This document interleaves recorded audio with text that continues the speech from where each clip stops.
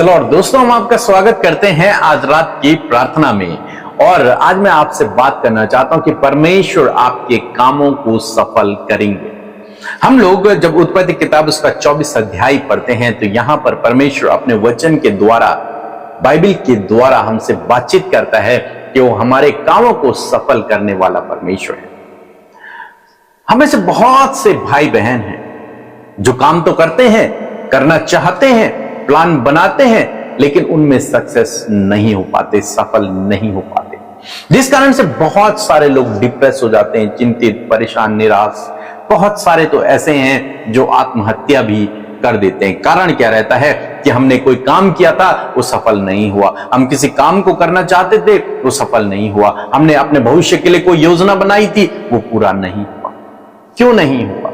इसके बहुत सारे रीजन हो सकते हैं, लेकिन यदि आप प्रभु यीशु मसीह पर भरोसा करते हैं तो आज परमेश्वर का वचन आपसे बातचीत करता है, प्रभु आपके कामों को सफल करेगा। यहां पर हम लोग देखते हैं उत्पत्ति किताब उसका 24 अध्याय में और 12 पद यदि आप पढ़ेंगे तो इससे पहले कुछ इस प्रकार से होता है। अब्राहम जब बहुत बूढ़ा हो जाता है, सारा की मृत्यु हो जाती है, तब अब्राहम अपने बेटे के लिए चिंतित रहता है कि मेरे बेटे की अभी शादी करवानी, इसहाक की शादी करवानी है। जैसे हो सकता है आप में से भी बहुत सारे भाई बहन हो जो अपने बच्चों की शादी के लिए बहुत अधिक चिंतित हो।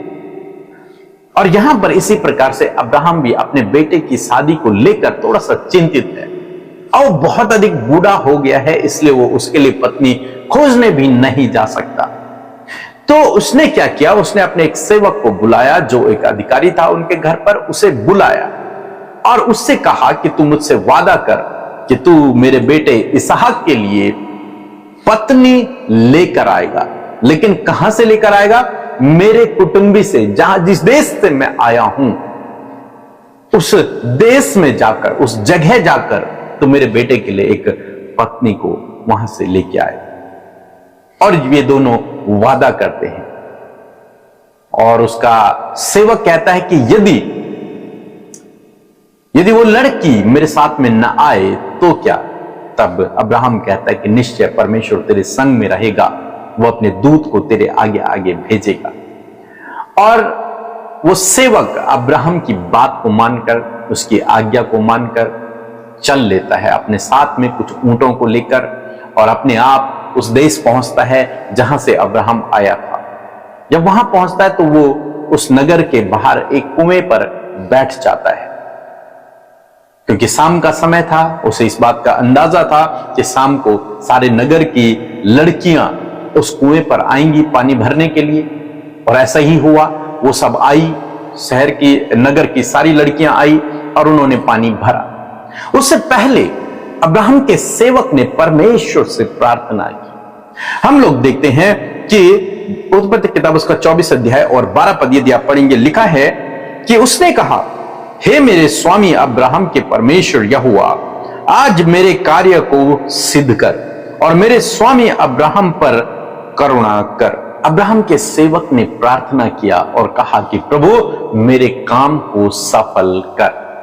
और हम लोग आगे चलकर देखते हैं कि ऐसा ही हुआ जैसे उसने कहा था और उसका काम सफल हुआ। हम आने वाले दिनों में पढ़ेंगे परमेश्वर ने उसके काम को सफल किया। कारण क्या था? कारण एक था कि इसने पहले प्रार्थना किया। इसने परमेश्वर के सम्मुख जाकर परमेश्वर से कहा कि प्रभु मेरे काम को सफल कर, और परमेश्वर ने उसके काम को सफल किया। आज शाम में मैं आपको उत्साहित करना चाहूंगा कि आप भी इसी प्रकार से अपने कामों के लिए परमेश्वर के सम्मुख जाकर उससे प्रार्थना करें।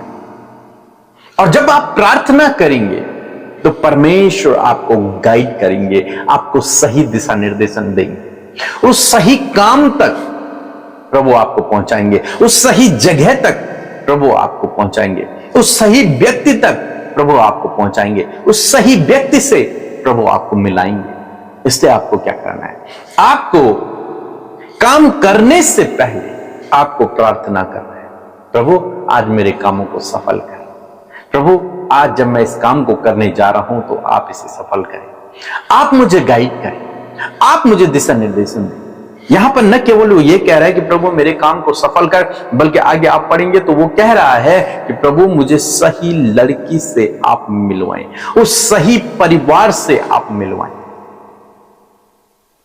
आज मैं आपको उत्साहित करना चाहूंगा, यदि आप मसीह में हैं, अभी आपकी शादी नहीं हुई है, आप शादी करना चाहते हैं, तो आपको सबसे पहले प्रार्थना करना है कि प्रभु आप मुझे लीड करें, आप मुझे सही जीवन साथी से मिलाएं, और निश्चय प्रभु आपको उस साथी से जिसे उसने आपके लिए बनाया है वहां तक आपको पहुंचाएगा, उस व्यक्ति से जो सही है आपके लिए, उस व्यक्ति से आपको मिलाएगा, उस परिवार से जो सही है आपके लिए, उस परिवार तक आपको मिलाएगा, और उस जॉब में प्रभु आपको लेकर जाएगा, उस बिजनेस में भी प्रभु आपको लेकर जाएगा। कब? जब आप उससे प्रार्थना करते हैं कि प्रभु आज मेरे काम को सफल कर, मुझे दिशा निर्देशन दे, मुझे गाइड कर, मुझे मेरी अगुवाई कर, मुझे उस सही व्यक्ति से मिला।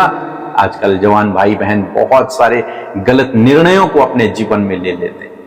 वो केवल बाहरी खूबसूरती को देखकर या फिर बहुत सारे धन दौलत को देखकर डिसीजन ले लेते हैं, लेकिन उन्हें नहीं पता कि ये मेरे लिए सही है नहीं है। उन्हें कुछ नहीं पता इस विषय में।